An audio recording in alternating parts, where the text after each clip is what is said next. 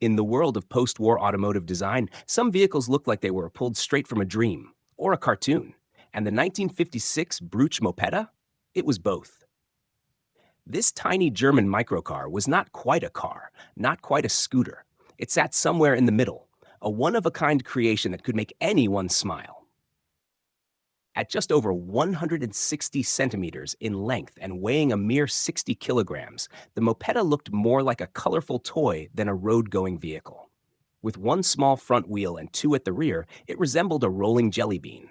With a motor. It had no doors, no luggage compartment, no frills, just a single seat, a tiny windscreen, and a basic instrument panel.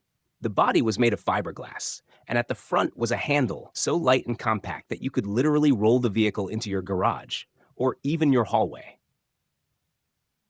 Underneath its playful shell was a 49 cubic centimeter single-cylinder moped engine, producing roughly 2.5 horsepower.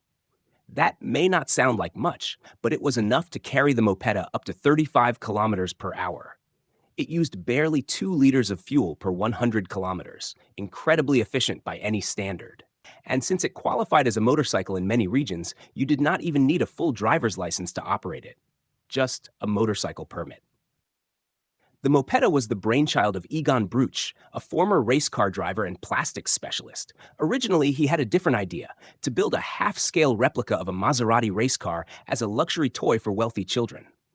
But when that plan fell flat, he thought, why not build a real, functional version for adults? And so, in just one night, the first Mopetta prototype was born. It was rushed to the IFMA Motor Show in Frankfurt the very next day, without a working engine. To hide that fact, Brütsch displayed the car on a high pedestal where it was difficult for anyone to examine the mechanics up close.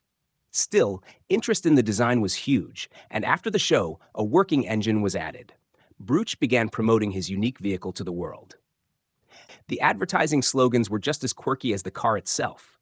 Economical to buy and run, just 15 marks in annual tax, only a motorcycle license needed, and no parking worries.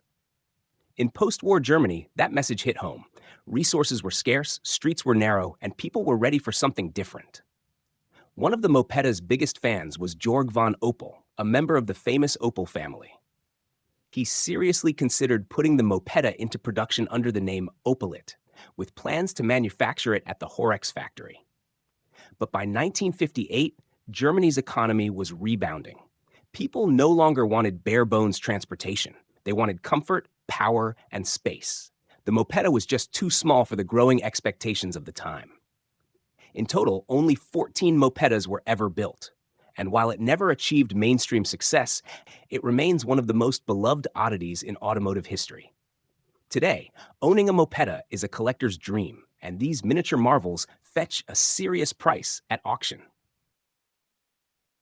So, next time you see a high-tech electric microcar zipping through traffic, remember, it all started with inventions like the Mopetta. Quirky, charming, and decades ahead of its time.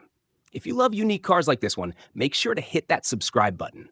More weird and wonderful automotive stories are coming your way, and you will not want to miss them.